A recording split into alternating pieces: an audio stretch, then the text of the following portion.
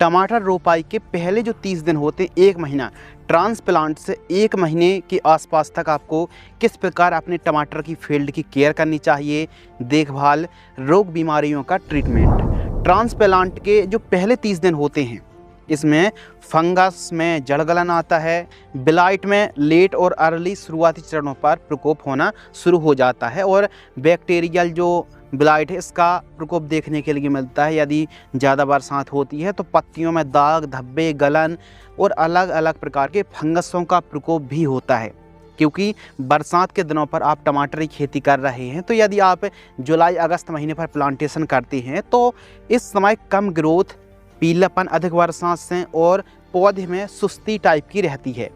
तो कुल मिलाकर के जड़ों का तेज विकास भी करना है, हरियाली रहे और वनस्पतिक बढ़वार के लिए 30 दिनों के आसपास प्लांटेशन से 30 दिनों के अंदर कम से कम आपको 3 ड्रिंचिंग करनी पड़ेगी। कौन सी दवाई स्प्रे करनी पड़ेगी, कौन सी खाद चलानी पड़ेगी, इसकी जानकारी आपको इस वीडियो पर मिलने वाली है। तो टमाटर की जैसी प्लांटेशन होती है, प्लांटेशन से पहले आप ये काम कर सकते हैं कि जो नर्सरी है उस पर आप एक डेलीगेट, सोलेमन या फिर अलीका में से कोई भी एक कीटनाशक का स्प्रे कर दीजिए, ताकि प्लांटेशन के कुछ दिन बाद तक आपको कोई भी दवाई का स्प्रे ना करना पड़े और फसल स्वस्थ रहे, रोग बीमारी मुक्त हमारा प्लांट रहे। तो जो पहले 30 दिन होते हैं, इस पे सबसे ज़्यादा ज़रूरी होता है ड्रिंचिंग, कि आपको कम से कम 1 महीने के आसपास में 3 ड्रिंचिंग करना चाहिए।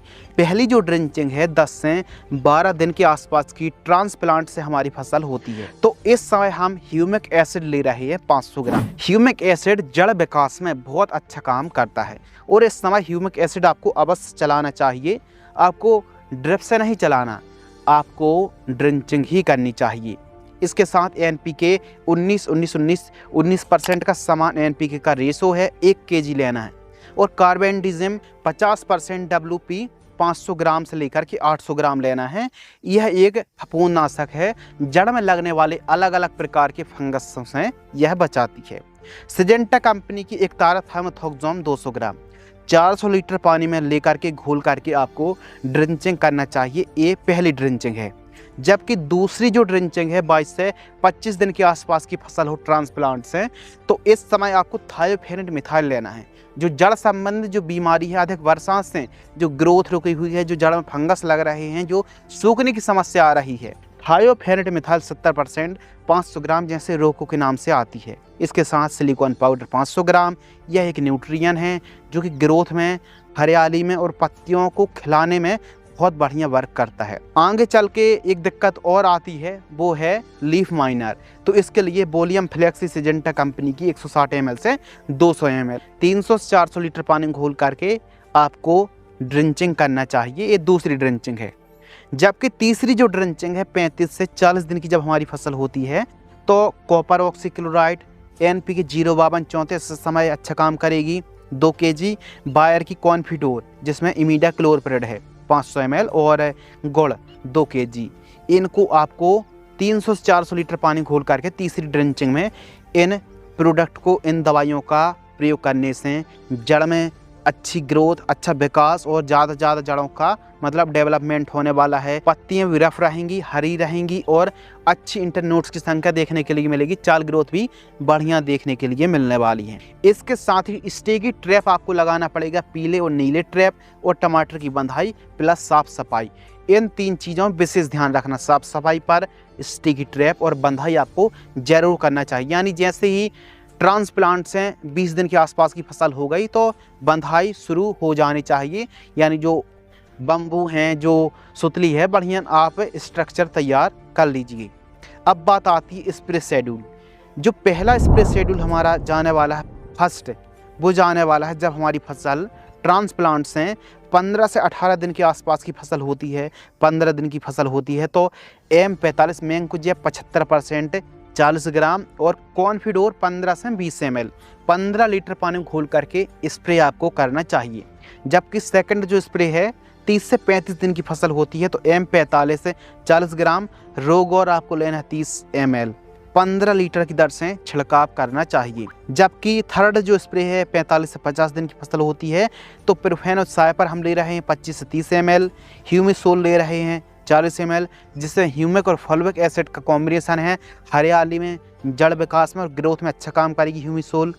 बार 61 100 ग्राम ले रहे हैं और एंट्राकॉल 40 ग्राम ले रहे हैं। 15 लीटर पानी घोल करके स्प्रे करना चाहिए। तो केवल इन 3 स्प्रे को आप चलाएं शुरुआती दिनों पर। अब बात आती है खाद शेड्यूल। जो उर्वरक खाद हैं, यदि आप टपक सिंचाई से खेती कर रहे हैं तो पहली जो खाद है 10 से 12 दिन के आसपास की होती ट्रांसप्लांट से हमारी फसल। तो इस समय आपको लेना NPK 19-19-19 1 किलोग्राम, 1.5 किलोग्राम या फिर 2 किलोग्राम। फसल कमज़ोर पीलापन है तो फिर आप 2 kg तक ले सकते हैं, 1 kg से काम चल जाएगा। तो जब 10-12 दिन की फसल हो तो इसको आप केवल सिंगल इसको चलाएं। दूसरी जो खाद 18 दिन की फसल होती है तो आप कैल्शियम नाइट्रेट और बोरॉन। कैल्शियम नाइट्रेट कितना, लगभग 1 kg और बोरॉन 100 से 150 ग्राम 18 दिन के आसपास की फसल हो तो टपक सिंचाई से आपको चलाना चाहिए। जबकि तीसरी जो खाद है अमोनियम सल्फेट 1 से 1.5 kg, मैग्नीशियम सल्फेट 1 किलोग्राम, इनको दोनों को मिक्स करके आपको चलाना चाहिए। जब फसल 22 से 25 दिन के आसपास की हो तो इन खादों को आप चला सकते हैं। जबकि 28 से 30 दिन के आसपास की फसल हो तो चिलेटेड माइक्रो न्यूट्रिएंट आपको 200 ग्राम लेना है और ह्यूमिक एसिड 100 से 200 ग्राम आपको लेना है। इनको आपको चलाना चाहिए। इसी बीच में आप कॉपर ऑक्सीक्लोराइड को भी चला सकते हैं और 1261 को भी आप चला सकते हैं। तो इस प्रकार 3 से 4 दिनों के अंतराल पर 19-19-19, 1261, 1744 है, ह्यूमिक एसिड है, चिलेटेड माइक्रो न्यूट्रिएंट है, ammonium sulphate, magnesium sulphate, calcium nitrate और बोरॉन को ज़रूर चलाना चाहिए। शुरुआती दिनों पर थोड़ा कैल्शियम नाइट्रेट को कम ही चलाइए।